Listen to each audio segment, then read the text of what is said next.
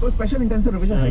Election commission of India special काफी time से कह रहा है कि यार हमारे देश के अंदर में ना फेक वोटर बहुत सारे हैं।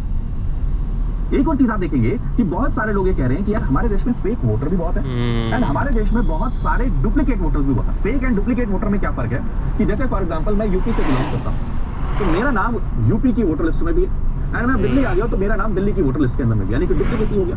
एक तो ये प्रॉब्लम हो गई है ना, सबसे पहली प्रॉब्लम तो ये हो गया वोटर लिस्ट के अंदर। दूसरा, बहुत सारे फेक वोटर आईडी कार्ड बने हुए हैं, यानी कि वो इंडिया के हैं नहीं, इलीगल तरीके से माइग्रेट करके इंडिया में आए हैं एंड फेक तरीके से उन्होंने क्या किया, अपना वोटर आईडी कार्ड बनवा लिया।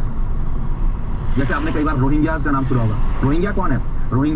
रोहिंग्या जो मुस्लिम, आप सभी के सभी कई बार आपने पढ़ा होगा, वो म्यांमार से पलायन करके निकल कर आए, दिल्ली में आए, यूपी में आए और यहाँ पर उन्होंने अपने वोटर आईडी कार्ड बनवा लिए।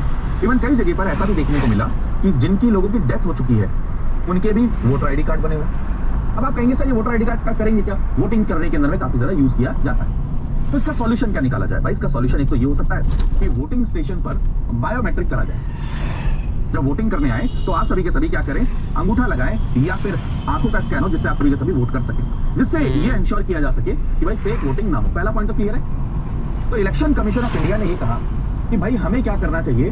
देखिए एक बात याद रखिए, कॉन्स्टिट्यूशन ये कहता है कि इलेक्शन के लिए फ्री एंड फेयर इलेक्शन हो, जिम्मेदारी किसकी है? इलेक्शन कमीशन ऑफ इंडिया की है, फर्स्ट पॉइंट। दूसरा, इलेक्शन कमीशन ऑफ इंडिया ये भी कहता है कि भाई जो वोटर लिस्ट है ना, ये प्रिपेयर करना किसकी जिम्मेदारी? इलेक्शन कमीशन ऑफ इंडिया की जिम्मेदारी। तो इलेक्शन कमीशन ऑफ इंडिया ने कहा यार जब वोटर लिस्ट ही करप्ट है, वोटर लिस्ट के अंदर में ही गड़बड़ है, तो मैं फ्री एंड फेयर इलेक्शन कैसे कर सकता हूं? नहीं कर सकता, आप सभी को पता है। तो इसलिए उन्होंने कहा कि हम एक सर लेकर आते हैं, स्पेशल इंटेंसिव रिवीजन। आपका नाम वोटर आईडी कार्ड में है, नो डाउट है, हम दोबारा से री-वेरीफाई करेंगे, जिससे डुप्लीकेट जो वोटर हैं वो डिलीट हो जाएंगे, जो फेक वोटर हैं वो डिलीट हो जाएंगे, जिनकी डेथ हो चुकी है वो डिलीट हो जाएंगे, जो माइग्रेशन कर चुके हैं वो भी क्या हो जाएंगे? डिलीट हो जाएंगे। ऐसा करके उन्होंने कहा एंड इसीलिए उन्होंने सबसे पहले ये बिहार में किया, स्पेशल इंटेंसिव रिवीजन। एंड याद होगा बिहार में कंट्रोवर्सी क्या हुई थी कि भाई आप प्रूव कैसे करोगे कि मैं यहाँ का वोटर हूं, तो उसके लिए क्या डॉक्यूमेंट्स चाहिए? तो याद होगा आपको, इलेक्शन कमीशन ऑफ इंडिया ने कहा कि भाई आधार कार्ड का यूज नहीं किया जा सकता।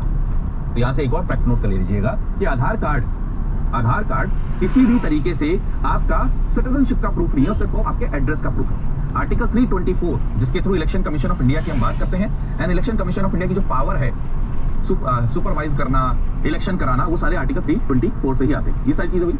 अब दरअसल बिहार के बाद में इलेक्शन कमीशन ऑफ इंडिया एक और तरफ से आ गया। उन्होंने कहा देश के अंदर में जो 12 स्टेट्स हैं जहां पर इलेक्शन होने वाला है, वहां पर दोबारा से मैं क्या करूंगा, सर करूंगा, स्पेशल इंटेंसिव रिवीजन कराऊंगा।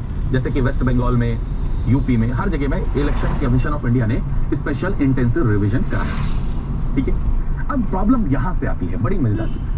क्या इलेक्शन कमीशन ऑफ इंडिया के पास में अधिकार नहीं है? यस माय डियर फ्रेंड, है, कोई नहीं कह रहा इलेक्शन कमीशन ऑफ इंडिया के पास अधिकार नहीं है। बट प्रॉब्लम क्या आती है, जो प्रोसेस या प्रोसीजर अपनाया गया है उसमें प्रॉब्लम नजर आती है। ठीक है, होता क्या है कि आपने स्पेशल इंटेंसिव रिवीजन के लिए सिर्फ 1 महीने का टाइम दिया कि आप सभी को यह कंफर्म करना है कि मैं यहाँ का वोटर हूं या नहीं हूं। कितने महीने में? सिर्फ 1 महीने में। अब इस 1 महीने में हो सकता है कोई बाहर चला गया हो, इस 1 महीने में हो सकता है कोई बाहर जाकर काम कर रहा हो सकता है जिस समय आप आए हो सकता है जिस समय आप